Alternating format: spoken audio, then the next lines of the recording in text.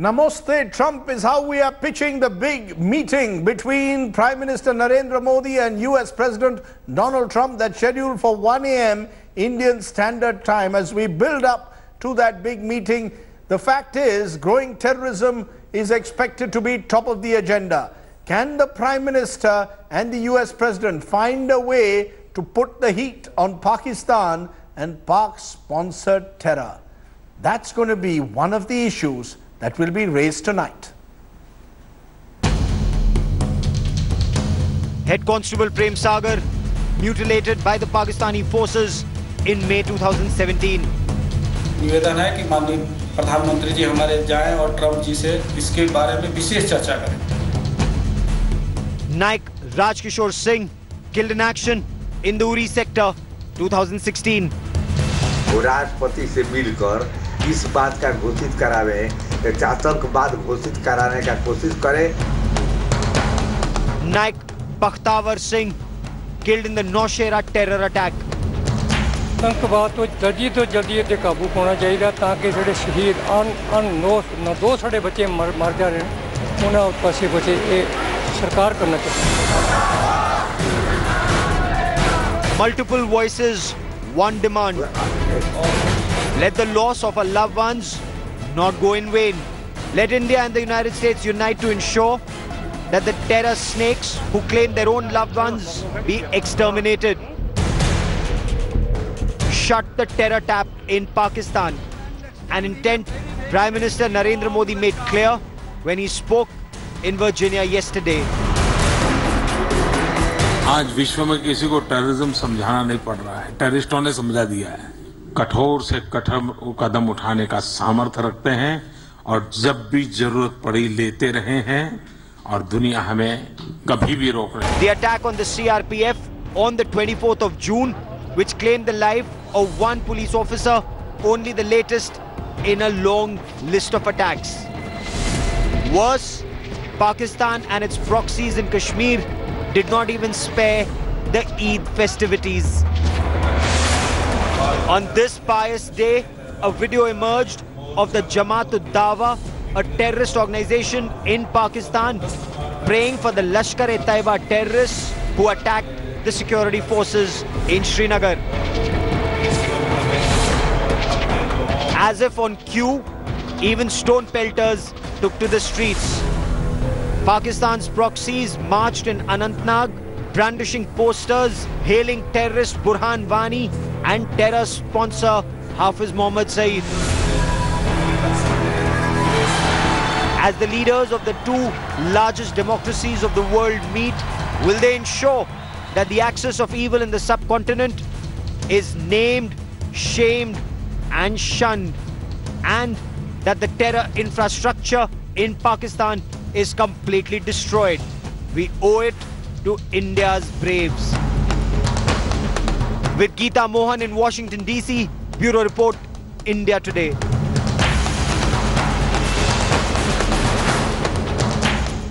Okay, we are building up to that big meeting, 1 a.m. this morning between the US President and the Indian Prime Minister. Some big question that we will raise tonight. What does the Trump era really mean for Indo-US ties? Should we be wary of the new US President? Importantly, will Trump be like Modi's friend Barack Obama? Will the US make Pakistan accountable for exporting terror, as our story really reflected there? Will the Trump administration yield space on H-1B visas? Can Mr. Modi and Trump bridge their differences on climate change? And how does America First affect the idea of Make in India? These are just some of the questions that I will be raising tonight. Raj Chenkappa, Editorial Director of India Today, is back with me. I'm also joined by Sushant Sareen, Strategic Analyst, joins me. Also joining me now is Sambit Patra, the BJP spokesperson. KC Singh, former diplomat, is with us. Those are some of the questions that I intend to raise with them. And Raj Chenkappa, we in that story reflected on the terror issue. Just today, more evidence coming out, and we'll play visuals of that Hafiz Saeed's family was directly involved, we believe, in the terror attack that took place, the siege that took place in a school in Jammu and Kashmir. They were actually praying for the terrorists while the siege was on. Shows a video that has been made available to us.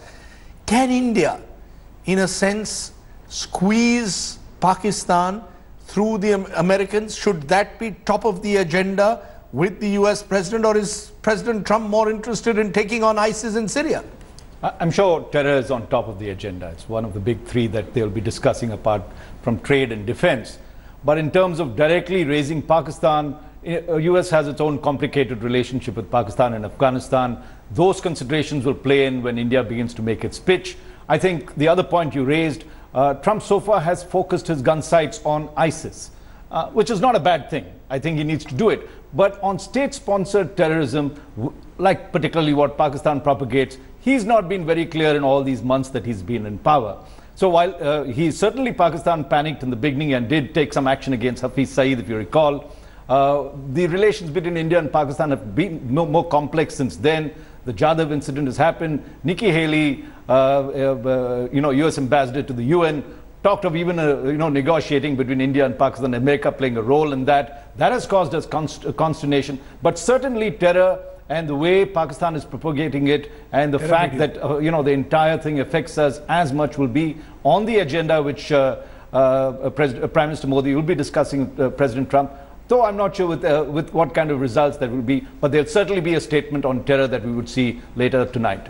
A statement on terror, is that enough, KC Singh? In your experience, has it reached a stage where at the end of the day, America promises us much when it comes to dealing with Pakistan, but we haven't got enough, not enough at least from an Indian perspective? Can we expect a Trump administration to be more proactive in a way squeezing Pakistan on terror?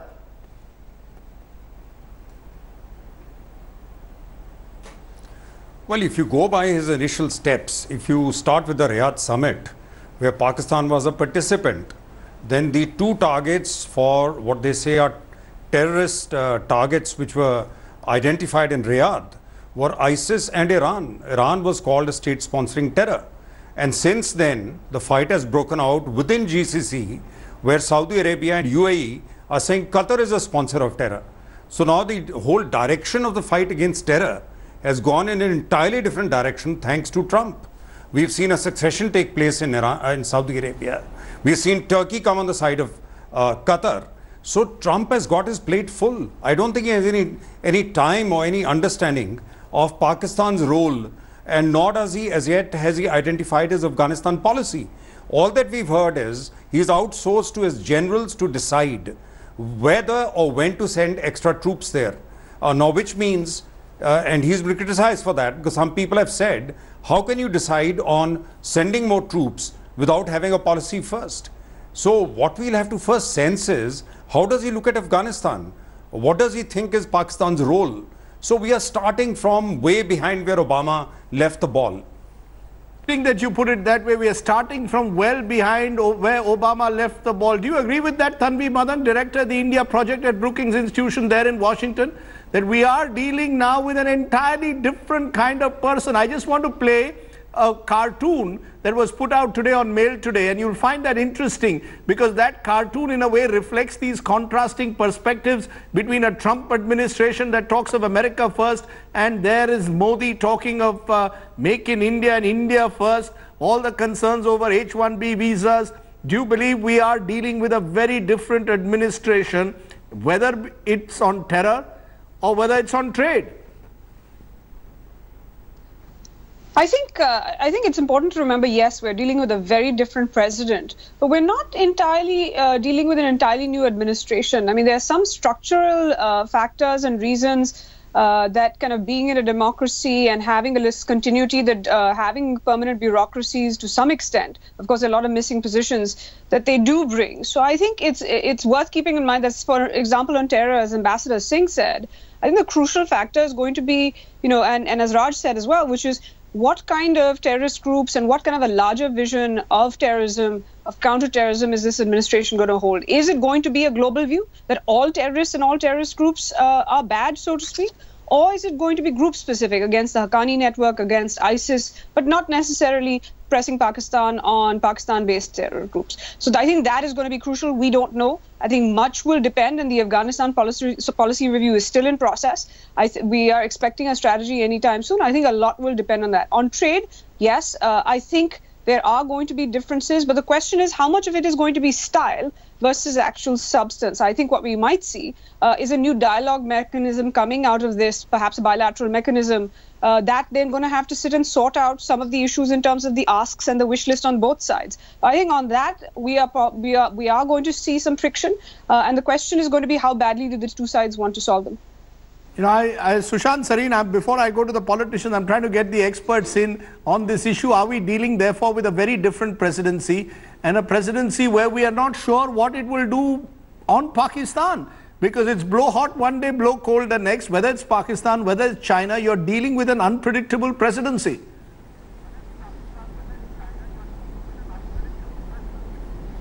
Clearly you are. So I don't think there's any surprises on that. The point is, but let me just flip this argument around.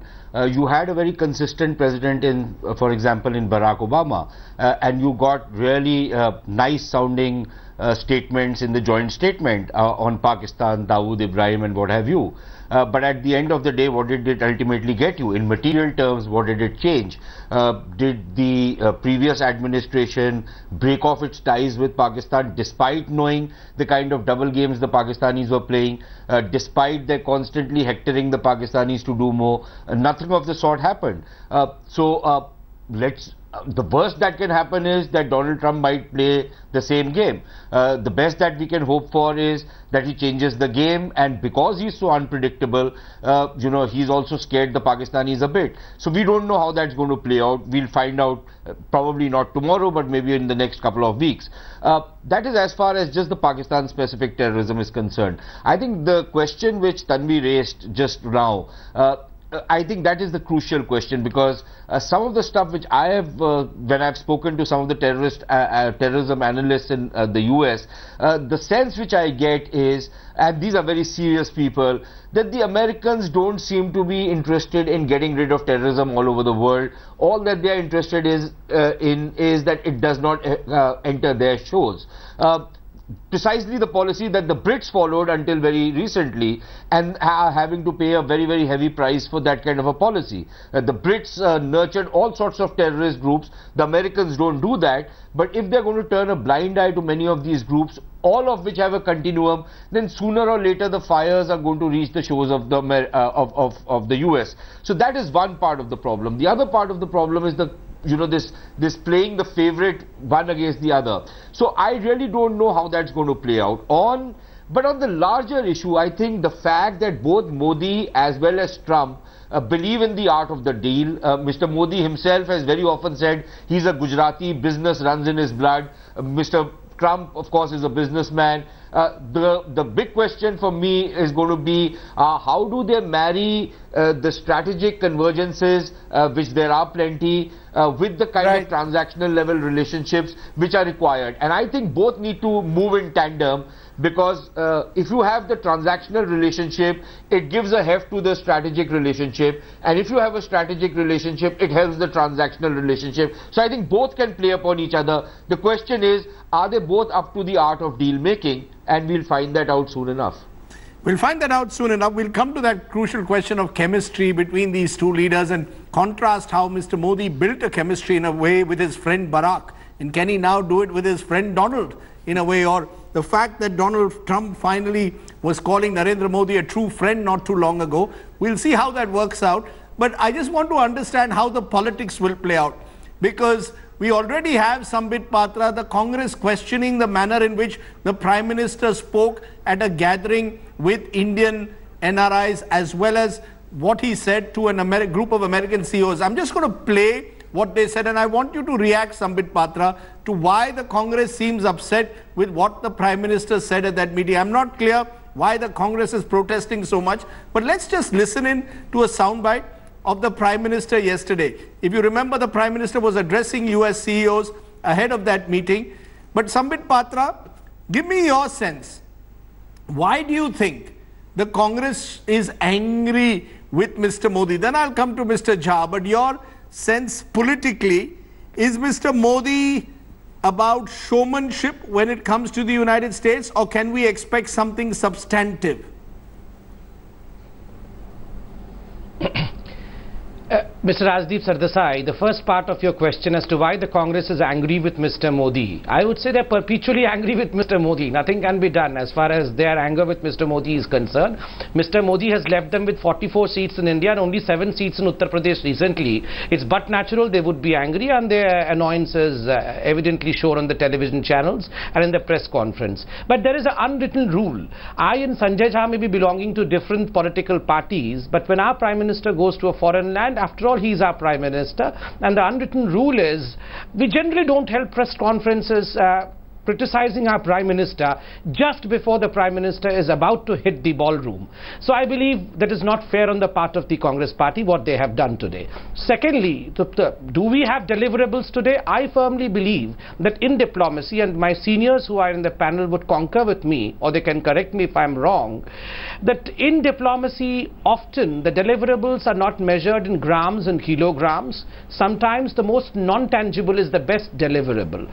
And what you call showmanship, you in the sense the Congress has asked this question, is Mr. Modi all about showmanship? I would say that in diplomacy, the way you handshake, the way you walk, the way you talk, the way you convince, optics are of equal importance as the joint statement. And Mr. Modi has won over millions to the way he carries diplomacy, and I would firmly say that Mr. Modi has carried diplomacy to the next level, because we have seen that changing in the last 3 years. As to how Mr. Modi addressed the Indian diaspora, I would say with the advent of Mr. Modi as the Prime Minister, the ABC of Indian diplomacy has changed. A, for assertiveness, India has asserted its presence. B, for the boldness. Well, Mr. Modi had the courage today to say, we conducted these surgical strikes, and thankfully the world stood behind us, because, well, yes, whatever we did was what was supposed to be done. And the C of the diplomacy after Mr. Modi is the confidence. We have to be confident. Well, yes, it is America first for America, it is India first for India, but I'm sure we will have converging grounds, we will have common grounds where America first and India first meet together to create a humanity first dialogue. You know, I'm sure Sambit Patra, you're going to go very far in politics, because this is the age of alliterations, A, B, C. Now that you've explained that to us, that's going to take you very far, given that that's how sound bites work. But let's listen into what was that sound bite of Mr. Modi at that meeting with the Indian diaspora that angered the Congress party so much. Listen in. Bharat में सरकारें बदली गई हैं, उसके मूल में एक प्रमुख कारण रहा है भ्रष्टाचार, बेईमानी। देश के सामान्य मानवी को नफरत है।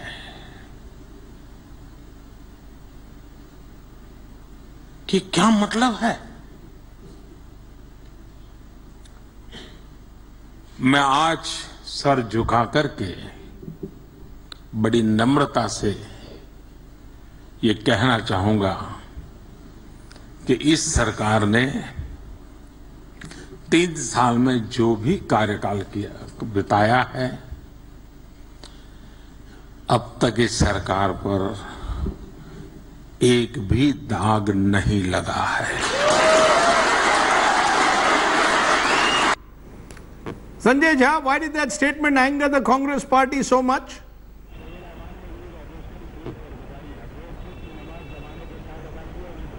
You know, Rajdeep, to borrow from my good friend Dr. Sambit Patra's term, there's an unwritten code of conduct. Let me tell him that there's also an unwritten code of conduct where a Prime Minister does not go abroad and start using that international platform to actually make, you know, kind of political statements against his opposition parties back home, and in the process, in a great number of ways, mortify his own country. Like, you know, I never saw President Obama coming to India and mocking the Republicans when he was here. But this is not the first time that Mr. Modi has done it. And I will tend to agree with Mr. Modi on one aspect when he talked of Bhrashtachar, because we all know that probably he was alluding to Mr. Vajpayee's government where the president of the BJP was caught in a video camera taking bribes. And of course, there were several scams at that time, the UTI scam, the coffin scam, etc. So to that extent, I agree with Mr. Modi. But I think the larger point, that I want to make, Rajdeep, here is this, that, end of day, I think we need to get out of this old-fashioned style that Sambit Patra here is trying to propagate, is that when your Prime Minister goes abroad, why don't we all sit here and start, writing his salutations and start applauding and appreciating everything he does? I think in a very dynamic democracy, you should question your government, you should question your leader at any point of time. I mean, what is this cosmetic spin that the BJP gives that, when he goes abroad, please don't say anything at all?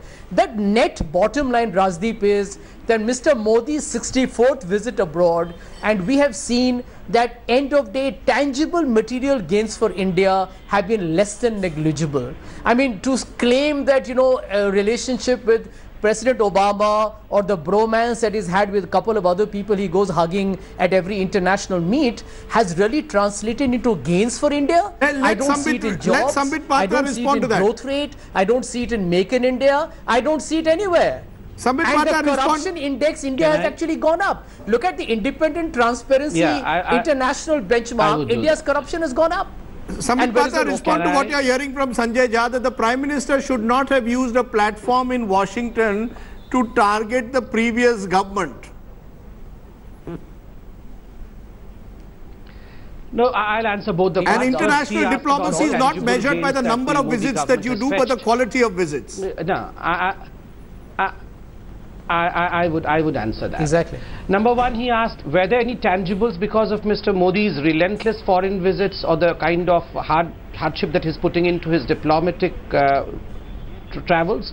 I would say, well, yes, there are tangibles. The tangible which is quite evident is a 43% increase in the FDI in the last 2 years. We have seen $55 billion coming as FDI in 2016, which was the highest in the history of India since India's independence. Number two, another one more tangible evidence that we have in front of us is of the surgical strike. The definition I don't want to repeat it quite often, but Mr. Modi said that the world, sir, I was not speaking when you were speaking, allow me, that the nation stood behind India after the surgical strike shows the confidence with which Mr. Modi carried out his diplomacy. Thirdly, and very importantly, he says that, well, why did Mr. Modi speak about corruption? Mr. Sanjay Jha said that probably he was alluding to the governments apart from the Congress. So why did you feel that it was only for you? It was about a perception in this country. There is a famous Hindi dialect, a muhavra, said chor ki dadi mein tinka. Why did you feel that the most corrupt were you? Because it was a fact. There was a perception across the world. No one wanted to come and invest in India because they felt that there was rampant corruption and there was red tapeism in India. And that's the reason as, sir, please keep your dadi with yourself. Let me complete my point. Number one, we have gone up. Mr. Patra, no personal comments, please. Up in the competitive index. Well, yes, exactly. He was speaking about Modi ji's dadi.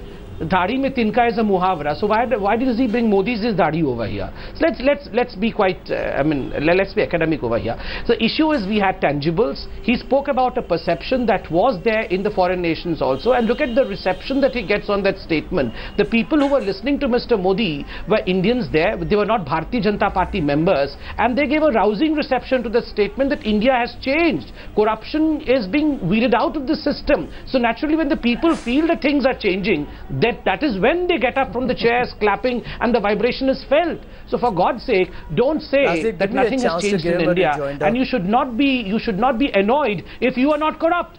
If you are not corrupt, why should you be annoyed? Did he name Manmohan Singh? Did he name Sonia Gandhi ji? Did he name Rahul Gandhi ji? He did not name anyone. Okay. I'm going to give you one final word, and then I'm going to get away from the politicians back to the expert. I'm going to give you one final word, Sanjay Jha. This is a moment, normally there was a foreign policy bipartisan consensus. I now see that breaking down. The polarization that's taken place in our politics has affected our foreign policy as well. So Sanjay Jha, this is, why not just focus on the visit itself, and at the end of the visit comment, I had Randeep Singh Surjewala this afternoon doing a press conference. That was unprecedented in the past, that a political party will do a press conference while the Prime Minister is even on his visit. Can I be upfront with you, Rajdeep? I think ever since Mr. Modi has become the Prime Minister, I think India's inherent political culture and its public manifestations have changed dramatically.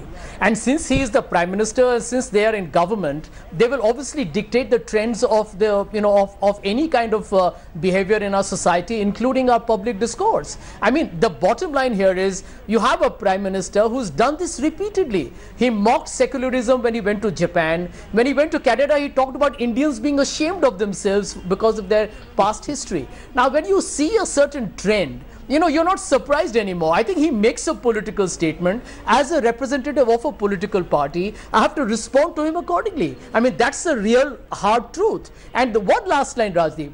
End of day, I think, if you look at the Congress party, it has reacted when it's provoked. I think all opposition parties are today feeling that you have a government and a Prime Minister who wants to play to the gallery to such an extent that they will stoop to a certain level that frankly we have not been conditioned to. But you got to change with the times, and I'm very glad that the Congress party is adapting. I'm going to leave it there because I think the politicians in a way will continue to carry forward their arguments on Mr. Modi's foreign policy initiatives, but we want to focus on the tangibles that we can expect from that visit. What will it take for Mr. Modi and President Trump to build on the US-India strategic relationship? Mr. Patra and Mr. Jha will leave us, but my other guests will stay with me. When we return, we'll look at how Indian foreign policy towards the United States has transformed over the years. Remember, for those of you who have long memories, long before Mr. Modi, there was also Dr. Manmohan Singh and Atal Bihari Vajpayee. And many of them, and both of them in a way, also built the edifice of a stronger Indo-US relationship. Indo-US ties didn't begin with Narendra Modi. They perhaps won't end with him.